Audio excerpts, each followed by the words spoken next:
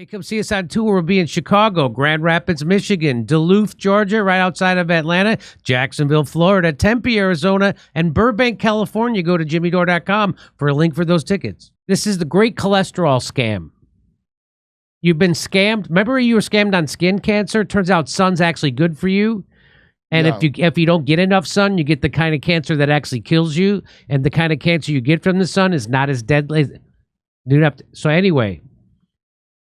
So this is from Pierre Corey. He says, to sell statins, we were told cholesterol damages arteries. In reality, it repairs arterial injury. Yeah, it's not the cholesterol that damages your artery. It actually repairs when your artery has a rupture. Statins, which they want everybody on statins, don't prevent death and give 20% of its users muscle, liver, and nerve damage. Job creation. Did you know that? If you know someone on a statin, please read this. This is from Midwestern Doc Substack. So Robert F. Kennedy actually tweeted out, brave dissident doctors like Pierre Corey can help clear away the smoke of corporate profiteering so that we can see clearly the causes and solutions to the chronic disease epidemic. The great cholesterol scam and the dangers of statins. That's what this is called. Get this. So in the 1960s and 70s, a debate emerged about what causes heart disease. On one side was a guy named John Yudkin, effectively argued that sugar being added to our food by the processed food industry was the chief culprit of heart disease. On the other side was someone named Ancel Keys, who attacked Yudkin's work, argued that it was due to saturated fat and cholesterol. And now we know the rest of the story, don't we? That it's actually sugar, and fat and cholesterol aren't bad for you. But let's read on. Wait, it says a case can also be made mass adoption of vegetable oils. A case can also be made that the mass adoption of vegetable oil leads to this increase in heart disease. Well, that's what we were just talking about, seed oils. Ancel Keys won this debate. The guy who said it was fat and cholesterol. Yudkin, the guy who said it was sugar, he was largely dismissed, and Keys became the nutritional dogma. What are they, the president of fucking, if something causes heart, what are they the president of that? Why are two guys debate the end all be all? Let's read on, Kurt. A large part of Keys' victory was based on his study of 7 countries. He studied Italy, Greece, former Yugoslavia, Netherlands, Finland, America, and Japan, which showed that as saturated fat consumption increased, heart disease increased in a linear fashion. So there was that correlation. They made it into causation. However, what many don't know, and as this study is still frequently cited, is that this result was simply a product of the country that guy chose. If that guy would have chose different countries like Finland, Israel, Netherlands, Germany, Switzerland, France, and Sweden, the opposite would have been found. So he just chose the countries that aligned with his hypothesis. If he would have chose those countries, it wouldn't have showed up. What? Another one of these stories? This is the story of every single thing. So fortunately, Kurt, it gradually became recognized that Ancel Keys did not accurately report the data he used to substantiate his arguments in the first effing place. For example, recently an unpublished 56-month randomized study of 9,423 adults living in state mental hospitals or a nursing home, which made it possible to rigidly control their diets, that Keys was the lead investigator on, was unearthed. So this guy Keys did this study of 9,423 people in hospitals, and the study inconveniently found that replacing half of the animals, meaning saturated fats, they ate with vegetable oil, meaning corn oil, it lowered their cholesterol. So if you replace the saturated fat with corn oil, it lowers your cholesterol, but get this. And for every 30 points that their cholesterol dropped, their risk of death increased by 22%. So lowering your cholesterol, according to this, doesn't make you less likely to die. which roughly translates to 1% drop in cholesterol, raising the risk of death by 1%. So for roughly every 1% you drop your cholesterol, it raises your risk of death by 1%. So what I'm hearing, what this is saying, I'm not saying it, what this is saying is that this study that was never published says that lowering your cholesterol is actually bad for you. Oh, well, thank God they take their time with vaccines and really do a thorough job, because this is scary. Likewise, recently, one of the most prestigious medical journals in the world published internal sugar industry documents.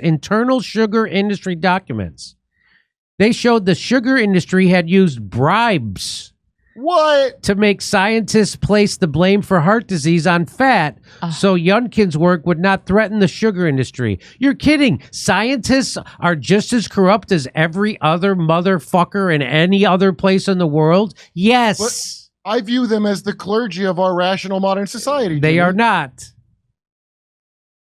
So, in turn, it is now generally accepted that Youngkin was right. But nonetheless, our medical guidelines are still largely based on Key's work, saying that fat and cholesterol are the culprits. However, despite a significant amount of data that now shows lowering cholesterol is not associated with a reduction in heart disease, the need to lower cholesterol is still a dogma within cardiology. I had a doctor try to get me on statins to lower my cholesterol. I refused it. Before I read this article, I knew what to stay away from statins. For example, how many of you have heard of the 1986 study which was published in The Lancet, which concluded during 10 years of follow-up from December 1st, 1986 to October 1st, 1996, a total of 642 participants died. For each 1 mmol increase in total cholesterol corresponded to a 15% decrease in. So if you increase the cholesterol, it decreased the risk in mortality. Wow, they knew this a long time ago, huh? They knew this in 1996.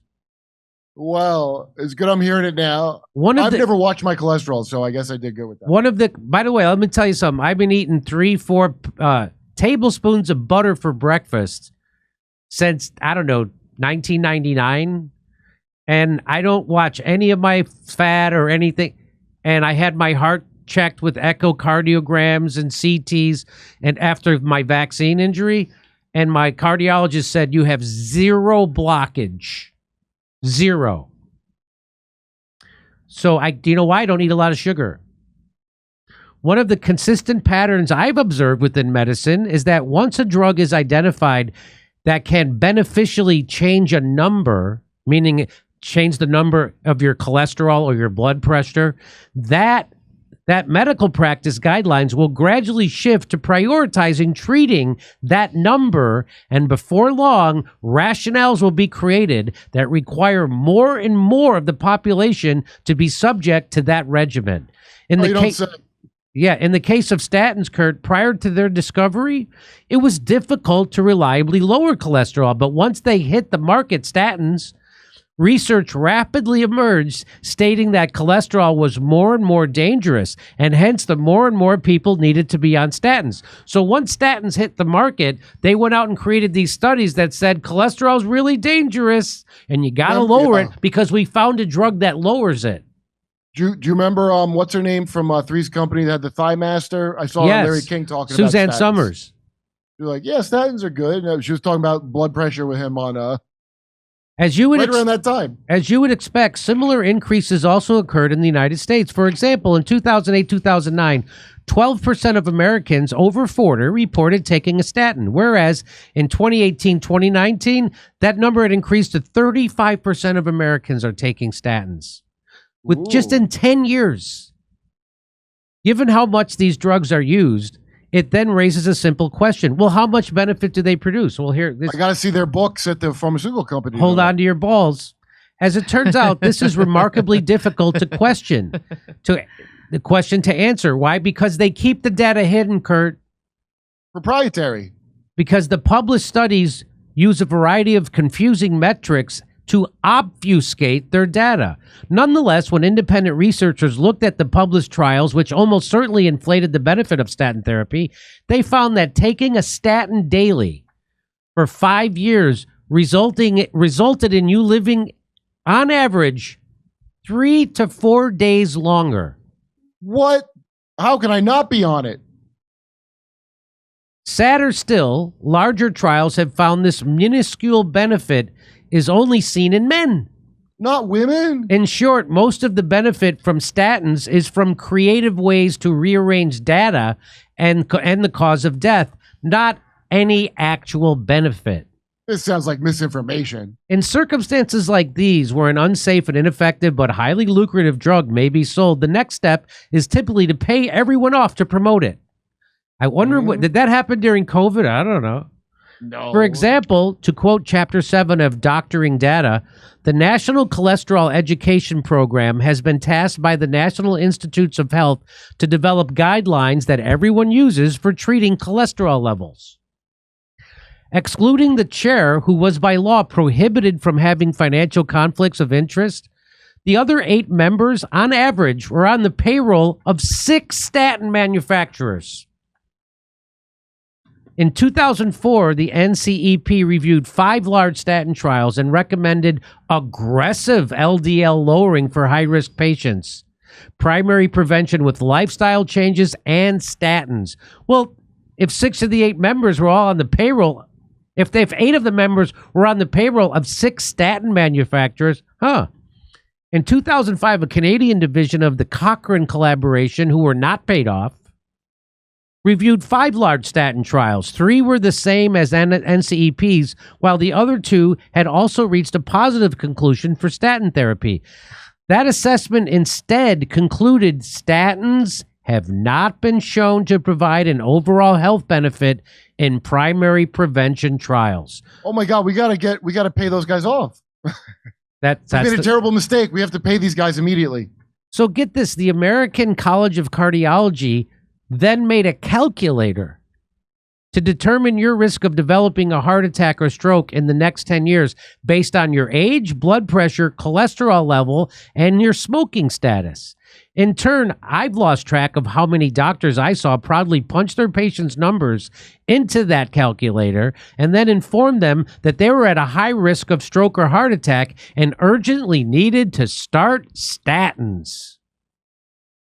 Given that almost everyone ended up being high risk, everyone needs a statin. And you qualify for TRT. I was not surprised to learn that in 2016, Kaiser completed an extensive study which determined this calculator overestimated the rate of these events by 600%.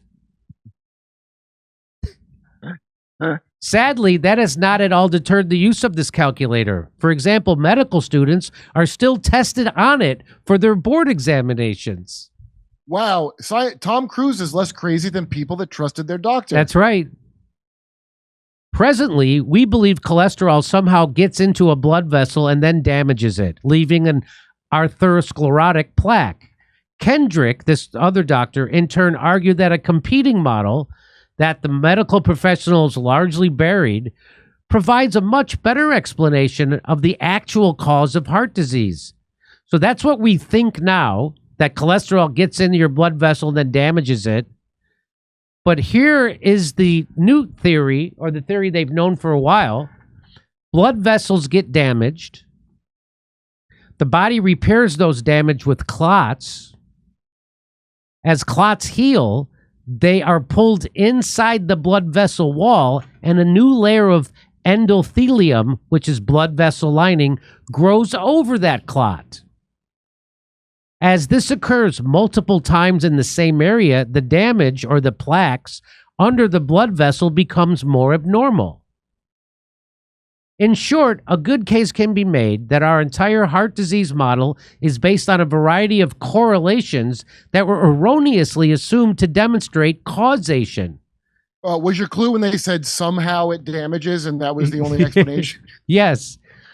Sadly, while the correlation is not causation mantra is frequently used to dismiss anything which challenges the orthodoxy, you will frequently find overtly false correlations that support the medical industry's bottom line by being treated as unquestionable dogmas. So they use that term correlation is not causation to dismiss something that doesn't go along with the establishment orthodoxy, but when you can use it to dismiss something that is the establishment orthodoxy, they ignore it. Okay. Yeah, well, remember that guy who said maybe we should wash our hands before we stick them inside of people for operations? Yeah, that doctor, that's right. I think he ended up in an insane asylum or something. So this is what they make you think is happening inside your arteries, that it just gets clogged with cholesterol. That's what they make you think is happening. Well, what's actually happening is you get an injury from your blood vessel has an injury, like a burst or something. So then it sends cholesterol there to fix it. So then there's a clot, and then the inside of it grows over, and when that leaves, it leaves cholesterol behind because it fixed something. So that's totally different. What they tell you is cholesterol gets there and hurts you. No, cholesterol is there to fix something. And then there's this is the headline on this part, is called the statin damage crisis. My primary issue with statins is not the fact that we waste billions of dollars each year on a useless therapy, approximately $25 billion per year in America alone, but rather it's the fact that they have a very high rate of injury. For example, the existing studies find between 5 and 30% rate of injuries. And Dr. Malhotra, who I've had on this show, the leading cardiologist from the UK, having gone through all the existing evidence, estimates that 20% of statin users are injured by the statins. That's worse than cocaine. That's worse than cocaine. I can't vouch for the veracity of what Kurt just said. Likewise, statins are well known for having a high percentage of patients who discontinue their drugs due to the side effects. For example, one large study found that 44.7% of older adults discontinued the statins within a year of starting them, while another large study of adults of all ages found 47% discontinued within a year. So here's Dr. C. Malhotra. He tweets out this video of himself. He says the lack of transparency in the prescription of cholesterol-lowering statin drugs in relation to side effects is a public health scandal. There are solutions to making medicine great again. So here it is. Can I stop you for a second? Yes. Is it because those side effects, fatigue, muscle soreness, things like that, were fairly mild? Is that why they were underreported? Great question. So now we know the reason. So first and foremost, when I ask a patient complains about side effects, I ask them, is this interfering with your quality of life? So if they say yes, by definition, from their perspective, it's not mild. It's something that's really just making them feel pretty, pardon my language, shitty. But the reason, Joe, that they were not reported, and that came up later on, this is something I didn't know as a medical student, as a qualified doctor, as a specialist, is until then, is a lot of the clinical trials that are conducted that drive guidelines, these randomized trials where you give patients, one group gets the statin and one group gets a dummy pill, and they don't know whether they're getting the dummy pill or the statin, and then they're followed up and you see whether they have less heart attacks and what side effects they get, is that there's something called the pre-randomization run-in period. So before the trial actually starts, people are enrolled, and then if you get side effects, you are taken out of the trial before it starts. So what happens is, So what happens is the end result of those trials is therefore biased towards people who didn't get side effects. Who's running this, Mr. Beast? No shit. Here's another one. You really couldn't make up how the University of Oxford was making money from both sides of the statins controversy. Here we go. You really couldn't make this up. 2016. So he's campaigning saying side effects almost non-existent. I get a phone call from the Sunday Times journalist, a guy called John Ungod Thomas, great guy. And he said, Asim, won't believe what I found out. Because the reason this came out in 2016, they decided to republish. So what Colin said, he says, there's a lot of discussion about statins and side effects. So we're going to reanalyze our own data again and look into this. So they published this piece in The Lancet in 2016, and they basically said the same thing again. Side effects statins are rare, less than 1% maybe get, some mild muscle aches, that kind of thing. A week later, this journalist calls me, and he says, I found something really interesting. What is it? He said, in the United States, there is a genetic test called Statin Smart, which is the company, Boston Heart Diagnostics is a company that is marketing this, has a license to market this product. And on their website, the genetic test, the co-inventor of this genetic test is Professor Rory Collins. And on their website, they're selling this test to basically try and figure out who's likely to get side effects. So you do this test and it tells you whether or not you're likely to get side effects from specific statins or not. And it says 29% of all statin users are likely to get significant muscle symptoms or side effects from statins. Whoa. And he did a Freedom of Information request to Oxford University. I published on this with John Abramson, actually. We did this in one of the paper we wrote later on. And Oxford University came back and basically said that he asked them, how much money have you taken from selling this device? And it was something in the order of, the university had received £300,000, and Professor Collins's department had received about £100,000. It doesn't make any sense. So in one sense, he's saying side effects are non-existent. Yeah, he's co-invented a test to try and detect who's likely to get side effects. And on the website, it got taken down after that, interestingly. We published it and we highlighted this. But it's like, hold on, they're kind of making money from both sides here. And for me, it just highlighted, this was all really, for me, like a symptom of a system failure where, there are all these concealed conflicts of interest. People are being selective with the information they put out. And ultimately, at the root of the problem, Joe, is that these big, powerful pharmaceutical companies, these corporations have more and more control and unchecked power over these institutions. There are conflicts of interest, but people don't know about it, right?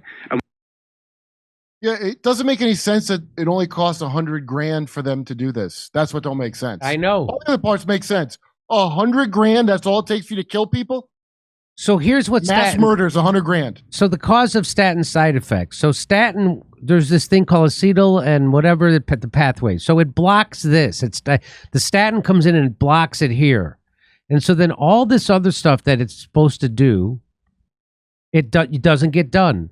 And so one of those things that you don't have because of a statin is this thing called CoQ10, which turns out is really important. And if you don't have it, it has bad side effects. Some of the common energy-related side effects of statin CoQ10 deficiency.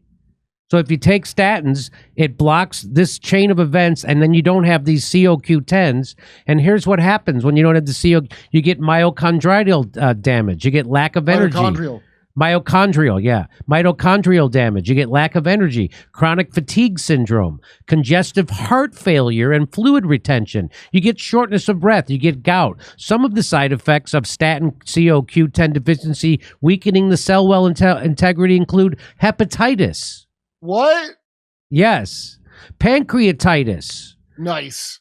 Another thing I can't pronounce, but it has something to do with skeletal muscle tissue. Rhabdomyolysis? And tendon ligament inflammation and rupture. Wait, Jimmy, how many people quit after taking statins? Did it say 47%? I think almost 45%.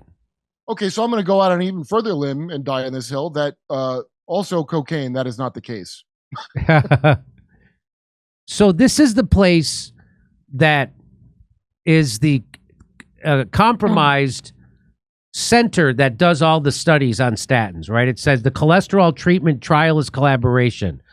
So they're incentivized to say it's bad and statins are good. And here's what I went to their website, and this is what they actually say. Updates, March 2024. This is their update. Yeah, statins can cause a small increase in blood sugar levels, so people at high risk may develop diabetes sooner. Well, that sounds inevitable. So remember, this is the place that's in bed with them. This is on their front page. Well, Jimmy, wait, I like that they're making a test to see if you're going to get side effects from it. So that way they can give it, people could just take it for no reason and hopefully we'll just get these side effects. Right. So here, in August of 2022, a new study shows muscle pain is not due to statins in over 90% of those taking the treatment. Now, do you see how they phrase that? It's not causing muscle pain in over 90%. So you know what that means? Here's another way you could say that. Statins cause muscle pain in 10% of the people who take them. Oh, the glass is half full. That's Jimmy. another way you could say, yeah, it turns out it does cause muscle pain. Turns out it does. That's 10%? another way of saying that. By the way, I'll bet it's more than 10%. I would bet too. In July 2022, a large review of statin clinical trial data could soon end remaining uncertainty on possible statin side effects. Oh, I bet it won't. This is from the pro people. It says collaboration on the goddamn Says page. it right on it. So many statin victims say they abruptly, almost in the blink of an eye, they have become old people when they started taking statins. Duane Groveline, MD, was started on a statin and has soon developed global amnesia, What? which is really scary. Just amnesia. He decided to stop the statin and he recovered. He's lost his memory. When I suggested on the basis of my 23 years as a family doctor that perhaps my new medicine was the cause of my amnesia, the neurologist replied almost scoffingly that statins don't do that. He and many other physicians and pharmacists were adamant that this does not occur. Were they all counting a big fat wad of cash while they said it to you? Just like when I went to the neurologist, when I had my occipital neuralgia, which I got from the vaccine damage, and I went to a neurologist, and I go, yeah, I got an occipital neuralgia from the, he goes, you didn't get that from that. That didn't come from the vaccine. He just said it like that. And at the same time, my producer at the time had the same thing. Steph had the same thing. And you get it on the same side that you got the vaccine. I got the vaccine on this side because I got a flu shot on this side. It's like 6 years ago. Still hurts. I just wish Susan from YouTube could be alive to see this. Me too. Hey, come see us on tour. We'll be in Chicago, Grand Rapids, Michigan, Duluth, Georgia, right outside of Atlanta, Jacksonville, Florida, Tempe, Arizona, and Burbank, California. Go to jimmydore.com for a link for those tickets.